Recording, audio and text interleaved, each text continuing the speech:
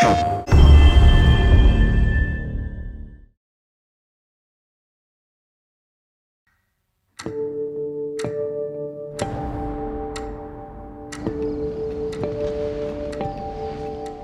lot of the conversation that Craig Mazin and I had, we would talk through a sequence like that and talk through all the beats.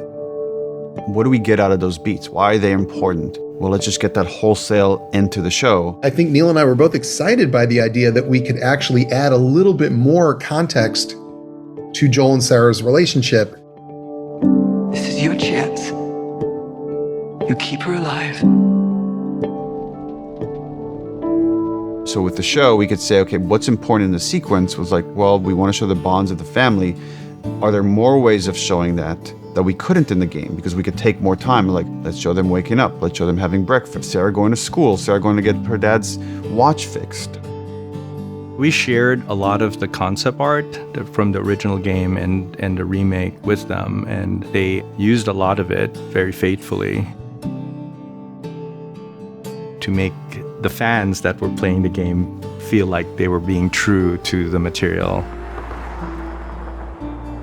If you don't think there's hope for the world, why bother going on? So the beginning of the game was one of the last things we got finalized when we were making Last of Us. For a long time, the plan was to play Joel, not to play as Sarah. And it was like you as Joel would hear a commotion over at your neighbor's house, you would walk over there, you would see they're infected, then you'd head back and grab your daughter and then run. And it felt like I've seen this.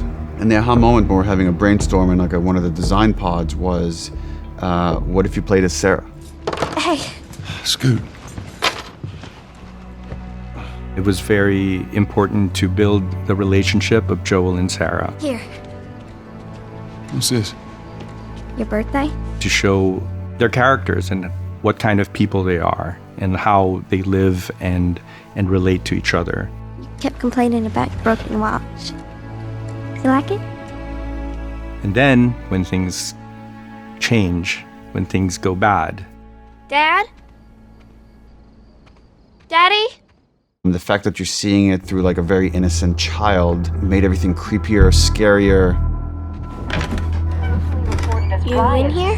Quiet sounds mixed with the TV was loud. There seems to be some commotion. We went to the window, the explosion shook the room.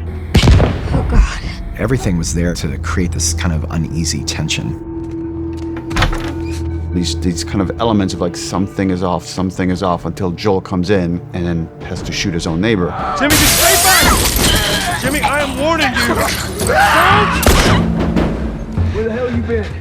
You have any idea what's going on out there? I got some notion. Once you get into the car, you have tension being raised by police cars going through with all the lights spinning around. The view is very claustrophobic. Things are just very close to you. Army's put up roadblocks on the highway.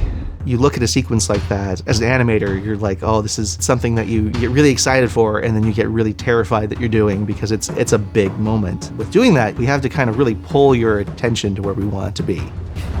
That's Lewis's farm. We do that with sound, we do that with animation, we do that with lighting, with fire. All of that is something that an animator put love and care into to make sure it happens exactly the way you're seeing it. But maybe one of the most important things to show in that drive was the family that's asking for help. Let's see what they need. At that moment, Joel shows you who he is. Who do you think you're doing? Keep driving. I got a kid, Joel. So do we. But we have room. Keep driving, Tommy. And Joel is somebody, to survive, he has to control his environment to the best of his ability and make decisions based on what keeps them alive. He's gonna do everything he needs to take care of his daughter.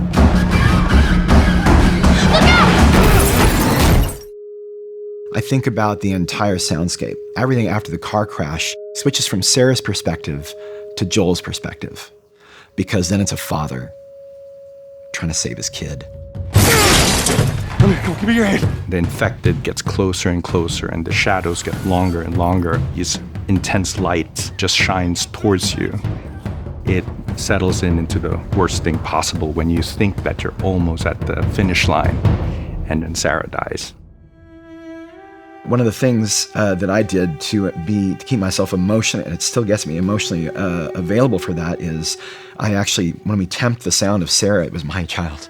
We knew what was going to happen, and so we kind of played into that as it made it worse and worse and worse until it was almost a save, and then it's not. It's okay, baby. We're safe. Got a couple of civilians in the outer perimeter. Please advise. Daddy, what about Uncle Tommy?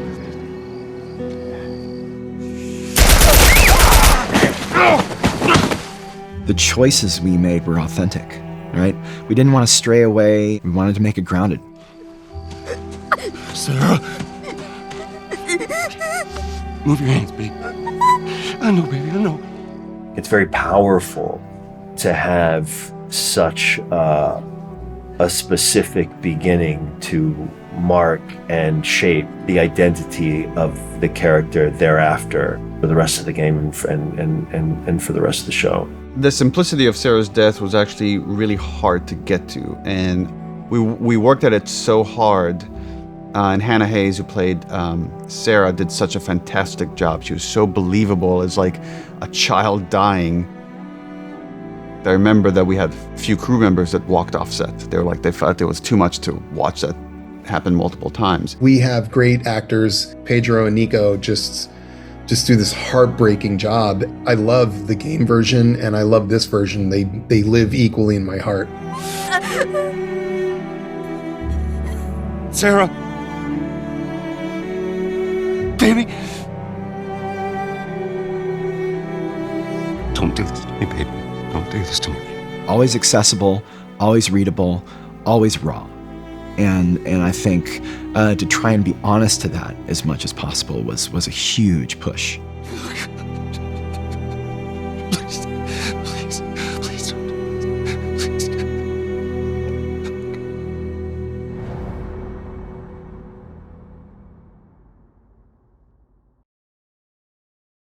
PlayStation